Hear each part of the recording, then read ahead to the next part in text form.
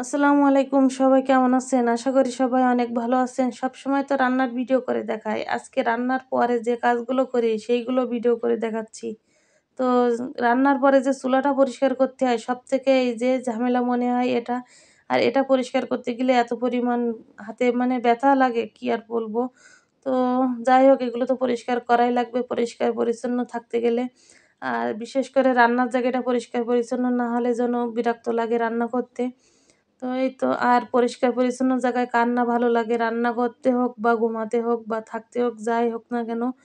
তো এরপরে তো চুলাটা পরিষ্কার করে নিয়ে নিচ্ছি। আর চুলা পরিষ্কার না থাকলে এর উপরে যদি কোনো সবজি পড়ে রান্না করতে যেয়ে তাহলে সেটা তুলে কিন্তু তরকারিতে দিই। আর যতই ধুয়ে দিই না কেন তারপরেও যেন কেমন লাগে নিজের কাছে।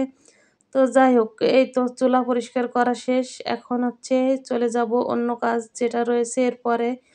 তো এরপরে বিছানা গুছায় নিচ্ছি। আর বিছানাটা গুছাতে খুব ভালোই লাগে। কিন্তু যখন এই যে বিছানার পরে খেলনাপাতিগুলো থাকে এইগুলো গোছাতে মানে এনার্জি শেষ হয়ে যায়। শুধু একটা খাটের উপর গোছালেও হয় না। ২ টা খাটের উপর টেবিল সব জায়গায় প্রায় হচ্ছে খেলনাপাতি থাকে।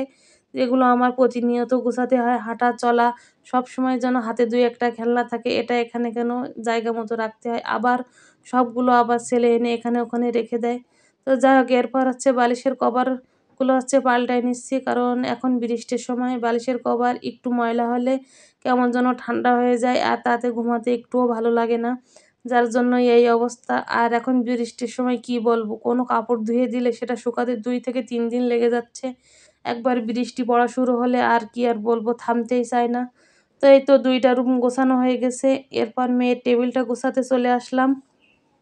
আর মেয়ের এই টেবিলে এতবার গোছানো লাগে কি আর বলবো। ছেলে শুধু মানে এলোমেলো করে ফেলে আর আমার মেয়ে তো খুবই রাগ করে। তো এরপর মেয়ের এই যে উপর থেকে মোছা শুরু করে দিয়েছি। আর এর যে টেবিলে এত পরিমাণ সাদা ময়লা পড়ছে, আজকে মুছলে কালকে আবার এই একই অবস্থা হয়ে যাচ্ছে। এটা আমি লক্ষ্য করে দেখেছি, যবে থেকে বৃষ্টি পড়া শুরু হয়েছে তবে থেকেই এই অবস্থা হয়েছে। জানি না কিসের জন্য এরকম হয়েছে, নাকি আমাদের টেবিলের কাঠ যেটা সেটা ভালো হয় নাই। তো যাই হোক, এরপর দেখুন নিচের এই অবস্থা, এটাও গুছিয়ে নিতে হবে। আর এটা যে কতবার গোছাতে হয় সেটা শুধু আমিই জানি। আর ও যে এত পরিমাণ এলোমেলো করতে পারে সেটা ধারণার বাইরে।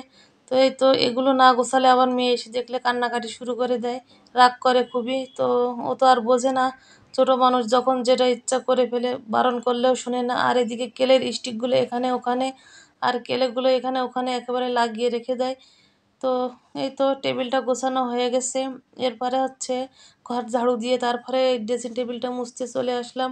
কারণ ঝাড়ু দেওয়ার পরে টেবিলটা মুছলে কি হয়, একেবারে হচ্ছে ক্লিন থাকে। আর মোছার পরে যদি ঝাড়ু দিই তাহলে আবার ধুলো পড়ে যায়। তো এই তো টেবিলগুলো মোছা শেষ। এখন সবকিছু আবার জায়গা মতো রেখে দিয়েছি। খুবই কম জিনিস রাখি। কোনো কিছু রাখলে ছেলে নষ্ট করে ফেলে। ছোট বাচ্চা-কাচ্চা থাকলে এগুলো হতেই থাকে। তো এই তো এরপরে ঘর মুছে নিয়ে নিচ্ছি। তো আজকের ভিডিও কিন্তু এই পর্যন্ত। এরপরে আরও অনেক ভিডিও আপনাদের সাথে শেয়ার করার ইচ্ছা আছে। জানি না কেমন হয়েছে ভিডিওটা। যদি ভালো লেগে থাকে তো অবশ্যই লাইক, কমেন্ট, শেয়ার করবেন। যদিও আমার ভয়েসটা খুব ভালোভাবে দিতে পারি না। তো সবাই ভালো থাকবেন, সুস্থ থাকবেন। সবাইকে আল্লাহ হাফেজ।